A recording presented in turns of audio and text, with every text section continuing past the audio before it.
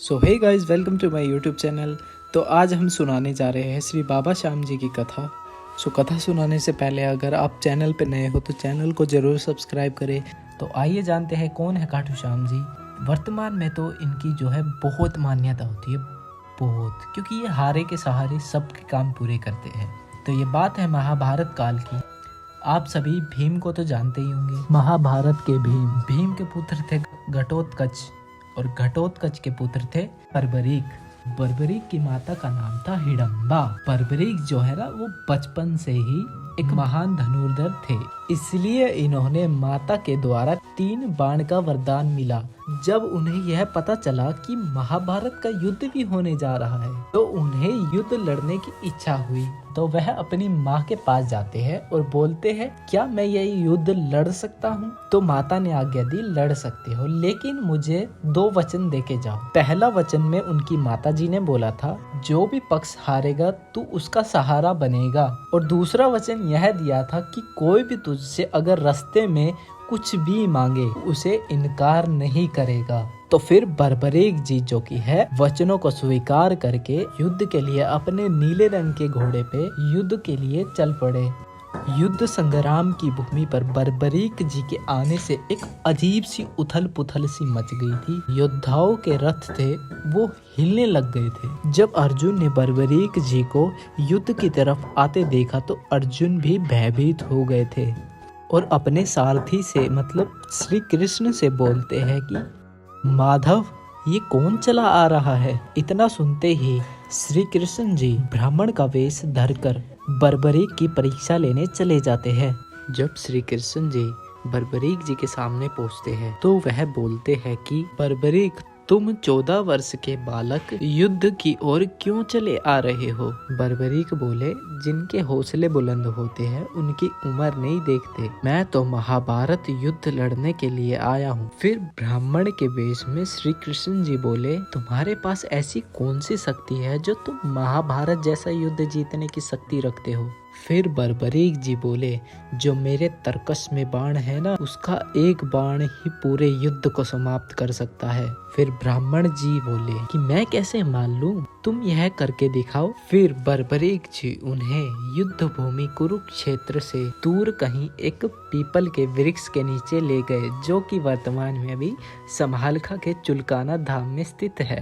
बर्बरीक जी और ब्राह्मण के वेश में श्री कृष्ण जी दोनों पीपल के वृक्ष के नीचे खड़े हो गए। उस वृक्ष में कम से कम लाखों पत्ते थे। फिर बर्बरीक जी ने अपनी तरकस से एक बाण निकाला और वृक्ष के लाखों पत्तों में छेद कर दिया। ब्राह्मण के वेश में श्री कृष्ण जी ने एक पत्ता जो है अपने पैर के नीचे छुपा लिया, तो वह बाण सभी पत्तों को छेद कर ब्राह्मण जी के पाँव के ऊपर घूमने लगा। फिर बर्बरीक जी बोले, ब्राह्मण जी पाँव हटाइए, यहाँ एक और पत्ता है। ब्राह्मण जी के पाँव हटाते ही वह बाण पत्ते को छेद कर वापस अपने तरकस में चला जाता है। यह सब देखकर ब्राह्मण जी बर्बरीक जी से बोलते हैं, तुम तो बड़े धनुर्धर लगते हो, तो बताओ किस पक्ष से युद्ध लड़ोगे, पांडवों की तरफ से या कौरवों की तरफ से? तब बर्बरीक जी बोलते हैं, हे प्रभु, मैं अपनी माता श्री को वचन देकर आया हूँ कि जो पक्ष हारेगा मैं उसका सहारा बनूंगा। फिर ब्राह्मण जी बोलते हैं, हारे का सहारा? ये कैसा वचन दे आए तुम? ऐसे तो युद्ध की हार जीत का निर्णय ही नहीं होगा। यदि पांडव हारने लगे तो तुम पांडवों की तरफ हो जाओगे, यदि कौरव हारने लगे तो तुम कौरवों की तरफ हो जाओगे। ऐसे तो युद्ध समाप्त ही नहीं होगा। फिर बर्बरीक जी बोले, हे प्रभु, मेरा मार्गदर्शन कीजिए, बताइए मैं क्या करूं? तब ब्राह्मण के मुख से आवाज आई, हे बर्बरीक, धरती में कलयुग के कल्याण के लिए एक शीश का दान चाहिए, और वह शीश किसी 3 महाबलियों का होना चाहिए, अर्जुन, श्री कृष्ण और बर्बरीक तुम्हारा। मैं अर्जुन का शीश नहीं ले सकता क्योंकि उसे युद्ध लड़ना है, और ना ही मैं श्री कृष्ण का शीश ले सकता, उन्हें युद्ध रचना है। तो बर्बरीक बचे तुम, धरती के कल्याण के लिए तुम शीश का दान दोगे और कलयुग में धरती का कल्याण करो। इसके नीचे बर्बरीक ने तलवार निकालकर अपना शीश का दान श्री कृष्ण जी को दे दिया और वर्तमान में यह शीश के दान की भूमि चुलकाना धाम में है। जहाँ दिया था शीश का दान वह है भूमि चुलकाना धाम। फिर श्री कृष्ण जी ने शीश को अमृत पान करा दिया और श्री कृष्ण जी बर्बरीक जी से पूछते हैं कि अपनी अंतिम इच्छा बताओ।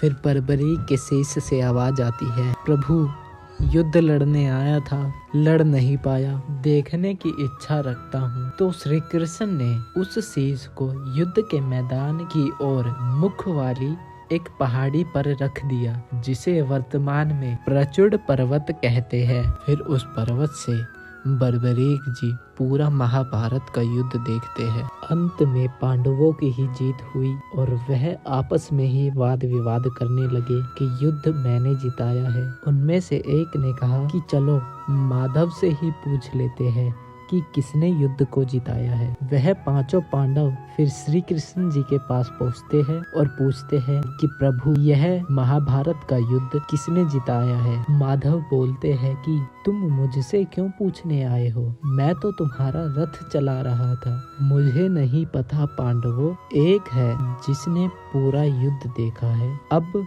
वही ही बता सकता है तुमको। फिर पांचों पांडव कृष्ण समेत उस पर्वत की ओर बढ़ने लगते हैं और बर्बरीक के शीश से बोलते हैं कि यह युद्ध किसने जिताया है। तब उस शीश से आवाज आई कि हे पांडवों, तुम किस चीज का अभिमान कर रहे हो, जबकि तुमने तो कुछ किया भी नहीं है। मैंने तो पूरे युद्ध में केवल श्री कृष्ण का सुदर्शन चक्र ही चलते हुए देखा है। उस युद्ध में मरने वाला भी कन्हैया था और मारने वाला भी कन्हैया था। यह सुनकर पांडवों ने श्री कृष्ण जी से क्षमा मांगी और पांडव बोले, हे माधव, हमें क्षमा कर दो, हमें अभिमान आ गया। श्री कृष्ण को बर्बरी की यह बात बहुत अच्छी लगी और उससे बहुत प्रसन्न हुए और प्रसन्नता में बर्बरीक को बहुत से वरदान दे दिए, जैसे कि जिस शीश को मैंने अमृत पिलाया था उसे मैं अमरता का वरदान देता हूँ। कलयुग में मेरी 16 की 16 कलाएं तुम में विराजित हो जाएगी। कोई श्याम पुकारेगा तो उसकी मदद ये मुरली वाला श्याम नहीं,